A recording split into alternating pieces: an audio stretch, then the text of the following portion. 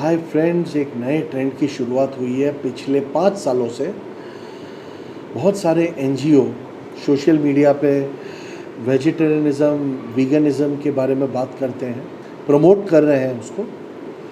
कुछ हद तक वो लोग सही है, मगर उनकी चॉइस आप दूसरे पे थोपो। मेरी चॉइस मेरे लिए सही होती है, मैं किसी और को ज़बरदस्ती बोलूँ कि नहीं आज के बाद तो ये नहीं करेगा, तो दैट इज़ रॉन्ग। मैं ये मानता हूँ कि हर एक इंसान को दूसरे की सोच की रिस्पेक्ट करनी चाहिए। खैर ये सभी लोग ऐसा फॉलो नहीं करते, बट अगर ऐसा फॉलो किया तो ना मज़हब के नाम पे ना धर्म के नाम पे मारा मारी मारकाट सब बंद हो जाएगा, टॉलरेंस बढ़ जाएगा। बट अनफॉर्चुनेटली हमारे इस प्रेजेंट सिचुएशन में ऐसा है कि सभी को अपनी बात सही लगती है और दूसरों को ज़बरदस्ती अपनी इस बात को मनवाना उनको अच्छा लगता है। अब बात करता हूँ वेजिटेरियन डाइट या वीगन डाइट के बारे में।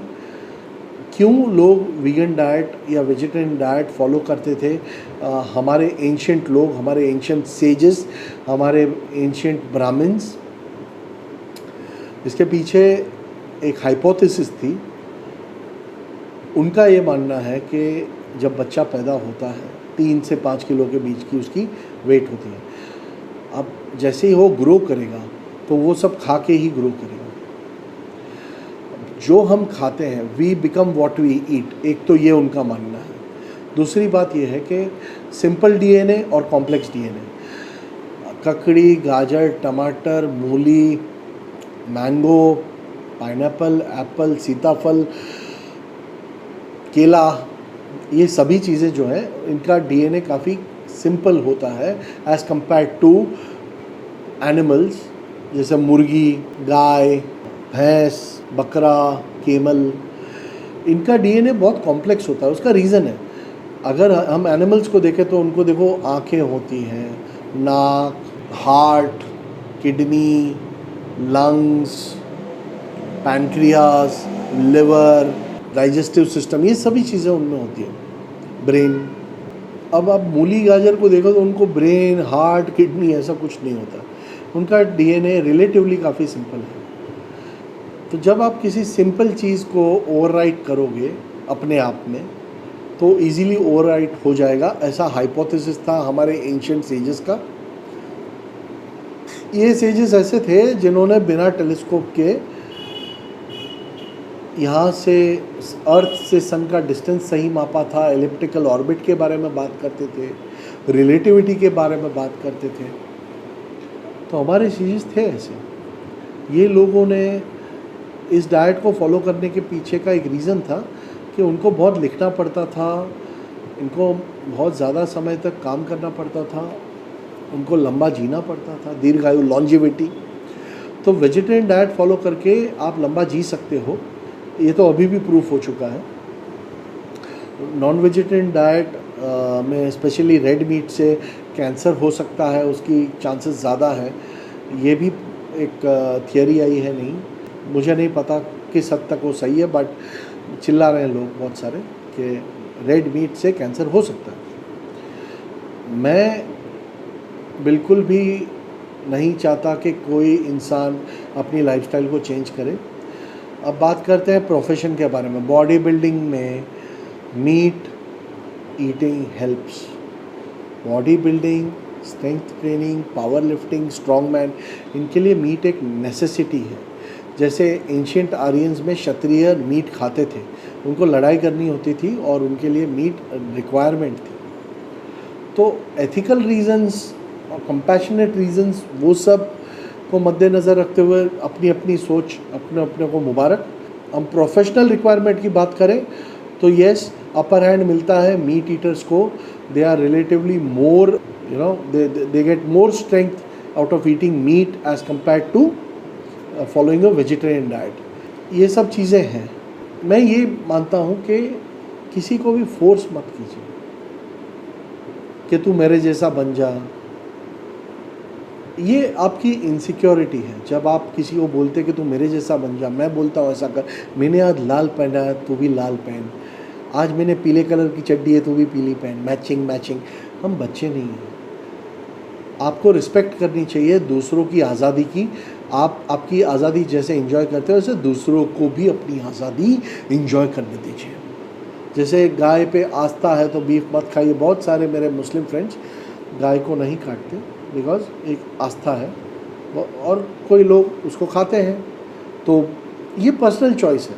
मेरी आस्था जो है, मैं अगर गाय को माँ का रूप मानता हूँ तो उसका मतलब ये नहीं कि सब लोग उसको माँ का रूप माने।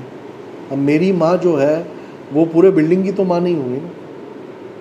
तो मैं यही मानता हूँ कि सबको अपने अपने अभिप्राय रखने का पूरा हक है, और जब तक के वो आपको तकलीफ़ नहीं देते तब तक के उनकी आज़ादी को आपको रिस्पेक्ट करनी पड़ेगी। ऐसा थॉट प्रोसेस मेरा है। और रही बात वेजिटेरियनिज़म की, तो हमारे ओल्ड सेजेस वेजिटेरियनिज़म फॉलो करते थे इस कारण से कि कॉम्प्लेक्स डीएनए को अवॉइड करते थे कि उनमें एनिमोसिटी ना आए। तामसिक खाना खाने से एनिमोसिटी आती है, तो वो लोग अवॉइड करते थे और they used to have vegetarian source. अब बात करते हैं ह्यूमन एवोल्यूशन की, जो डार्विन ने बताया। 5th स्टैंडर्ड में मेरी बच्ची है, तो उसकी बुक में कुछ लीकी, कोई तो लीकी था, पता नहीं कौन सा लीकी था, इसने शोध की थी, डिस्कवर की थी, जो कंकाल होते हैं, रिमेन्स, ओल्ड रिमेन्स, जो उसमें सबसे पहले होमो हैबिलिस, फिर होमो इरेक्टस, उसके बाद निएंडरथल मैन, होमो सेपियन, फिर होमो सेपियन सेपियंस।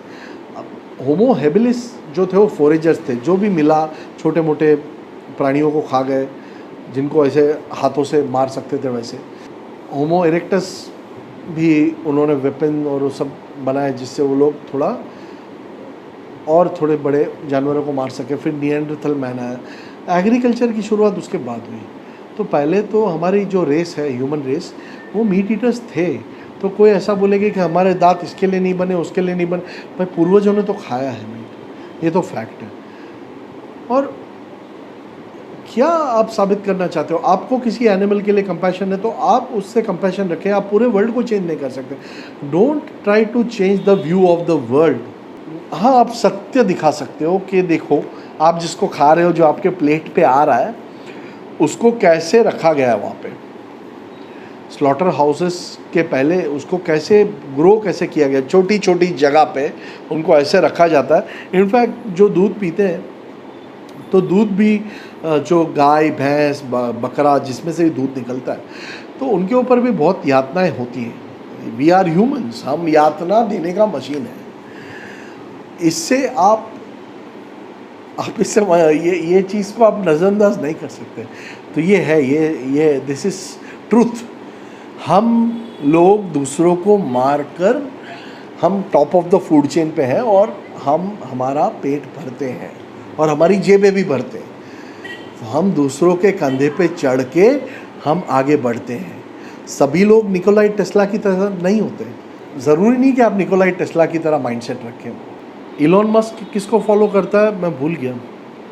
तो एम्बिशन सबको होता है, होना चाहिए। कुछ लोग कम होता है जिसको एम्बिशन नहीं होता, कुछ नहीं होता।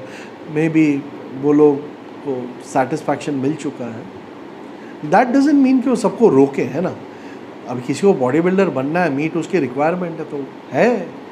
You can not stop that person कि नहीं कल से तू वीगन बनेगा।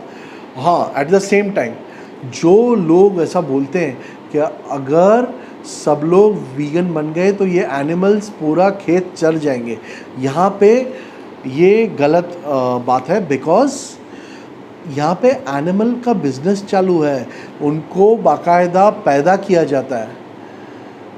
आर्टिफिशियल इंसेमिनेशन से बाकायदा गर्भवती बनाया जाता है गाय भैंस सबको। मुर्गी के अंडे भी वैसे आते हैं आर्टिफिशियल इंसेमिनेशन से। तो आप ऐसा मत बोलिए कि ये एनिमल अपने आप ग्रो करेंगे। सॉरी, इनको ग्रो किया जाता है। It is basically animal factory, animal producing factory. Animal harvesting हो रहा है अभी तो ये मत बोलिए कि एनिमल जो है ये पूरा खेत चर जाएंगे तो हमारे पास खाने के लिए कुछ नहीं बचेगा।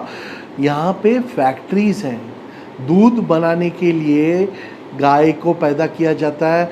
जब गाय बूढ़ी हो जाती है उसको बेच देते हैं, क्योंकि जिसने दूध का बिज़नेस चालू किया है वो लॉस कैसे झेलेगा, तो जो गाय है उसको बेच देता है और वो गाय फिर कत्ल खाने में जाती है और उसका बीफ बनता है। तो ये एक साइकिल है।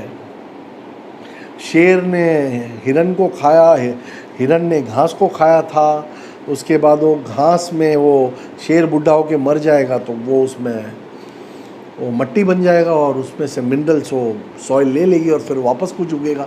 तो ये साइकिल है, इसके ऊपर मैं नहीं मानता इस पर डिबेट करनी चाहिए।